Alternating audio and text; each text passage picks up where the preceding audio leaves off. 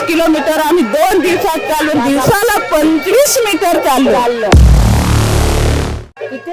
किती चाललो असा आता पाय सुटून आलं आमचं.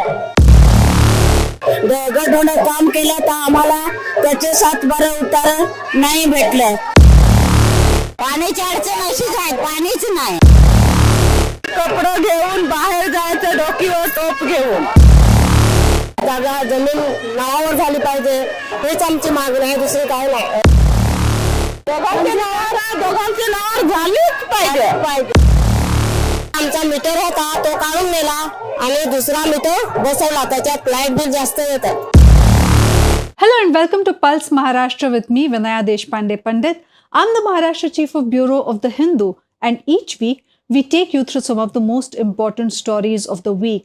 This week, over 30,000 farmers who are tribals walked for 55 kilometers from Charoti to Palghar, ostensibly seeking their land rights. Just a few years ago, which was in 2018, I recollect a similar long march by the tribals of Maharashtra seeking similar kind of rights. At the core of the issue was the rigorous implementation of the Forest Rights Act of 2006, which would enable thousands of tribals of Maharashtra to get their land rights. So this week, we decided to decode this issue with respect to the tribals' long march. Why is it that for the last 8 years, these long marches have continued in Maharashtra? After 2018, we are seeing a duplication of such a march in 2026 as well. What were the demands then? What are the demands now? Why is it that the rate of rejection of these claims is almost 45% in Maharashtra as per the latest data made available by the government of India? And what has changed really for these tribals? Let's take a look.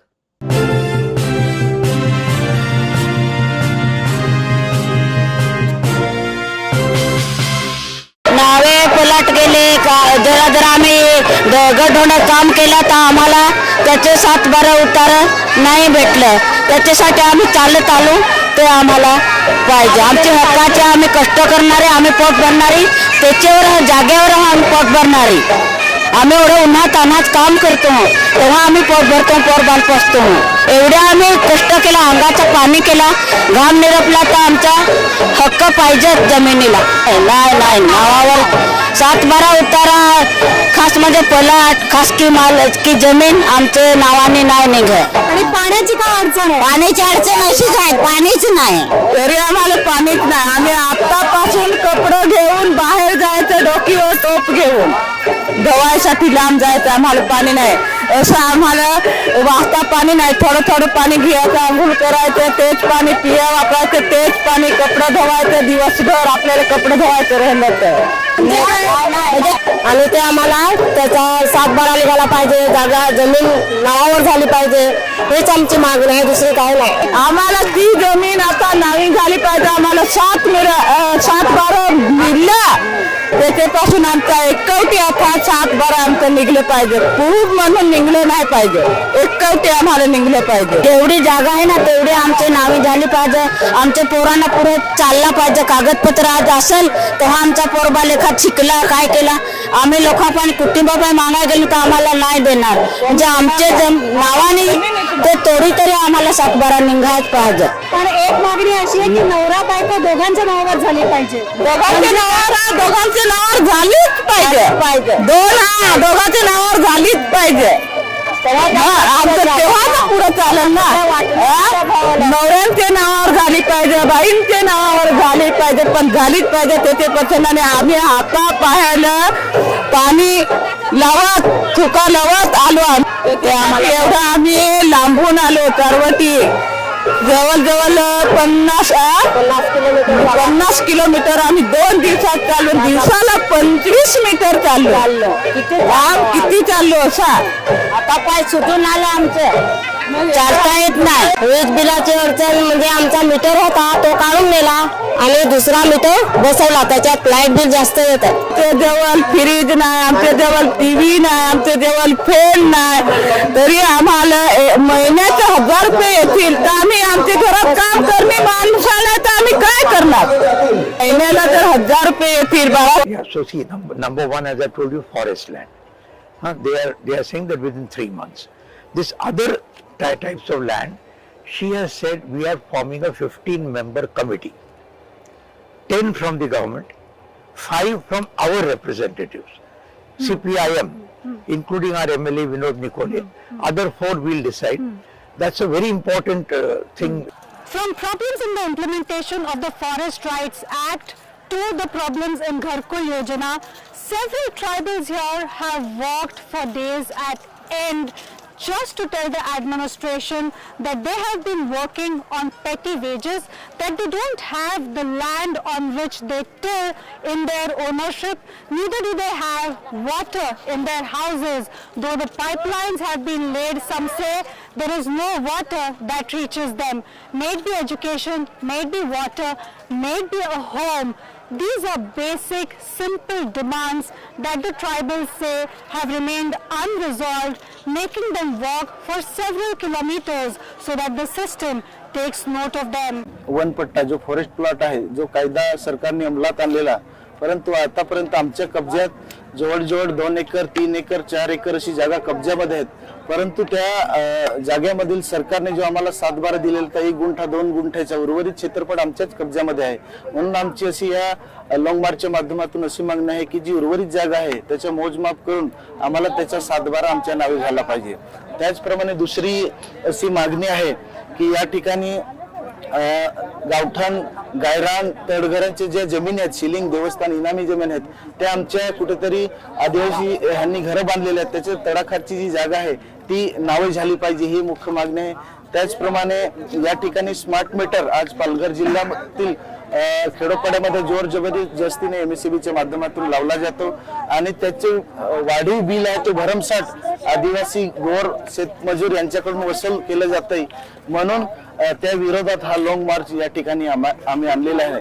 दुसरी मागणी म्हणजे अशी आहे की आज तरुण Palghar जिल्ह्यामधल्या degree आमच्या हातात आहे परंतु नोकऱ्या नाही. केंद्र सरकार राज्य सरकार आम्हाला काही मोदी सरकारने देखील सांगितलं की तरुणांना दर वर्षाला 2 कोटी नोकऱ्या दिल्या जातील, परंतु इथला स्थानिक भूमिपुत्र यांना कुठल्याही प्रकारची नोकरी नाही. आपण बघतच आहात की या पालघर जिल्ह्यामध्ये अनेक असे सरकारचे केंद्र सरकारचे प्रोजेक्ट गेलेले आहे आणि जोर जबरदस्तीने आम्हाला हे प्रोजेक्ट नको, याचा कुठलाही या ग्रामीण भागातील लोकांचा विकास नाही, उद्ध्वस्त करणारे देशोधडीला लावणारे हे सरकारचे प्रोजेक्ट. मुख्य म्हणजे वाढवण बंदर हा मोठा प्रोजेक्ट या ठिकाणी येत आहे. त्याच्यात अनेक आदिवासी बिगर आदिवासी स्थानिक भूमिपुत्र हे बेघर होणार आहेत आणि सांगितलं जात आहे रोजगार दिला जाईल, परंतु तशी काही सरकारची भूमिका दिसत नाही. तर ह्या सर्वच मागण्या या ठिकाणी घेऊन आम्ही लॉंग मार्च आणि इथपर्यंत आलेलो आहोत. In 2018, tribal farmers marched 180 kilometers to Mumbai on foot, demanding land rights and employment. The protest had moved the financial capital then. Marathon talks were held, promises were given. These were the demands then. As you can see, the most important demands are related to land rights, implementation of Forest Rights Act, PESA, electricity, and water supply. 8 years on, they're walking again with similar demands. A cursory look at the list of 11 demands shows that it again pertains to land rights, Forest Rights Act, PESA, electricity, and water supply. As per the government data of 2025, over 4,09,156 claims were filed under the Forest Rights Act.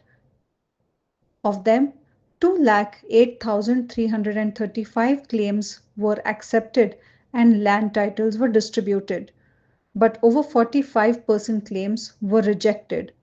Of the total 3,80,966 disposed claims, 1,72,631 were rejected.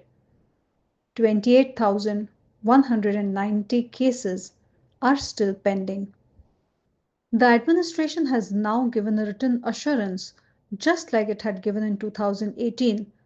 Government officials said the grievances were being addressed, but it was a gradual process and work was being done incrementally since 2018.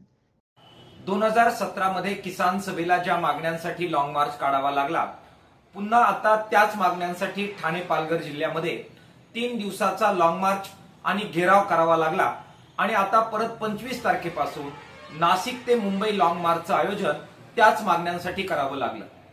सरकार बदलतात, माणसं बदलतात, चळवळीचे प्रश्न मात्र तेच राहतात. कारण सरकारचा श्रमिकांकडे आणि गरिबांकडे पाहण्याचा दृष्टिकोन आणि त्यांची धोरणं ही गरिबांच्या बाबत बदलत नाही. कॉर्पोरेट घराण्यांच्या चांग भल्यासाठी अत्यंत व्यवस्थितपणानं धोरणं घेणारं ही सरकार शेतकऱ्यांच्या वनजमिनी त्यांच्या नावावर करायला तयार नाही. They say their protest will continue till all the demands are accepted.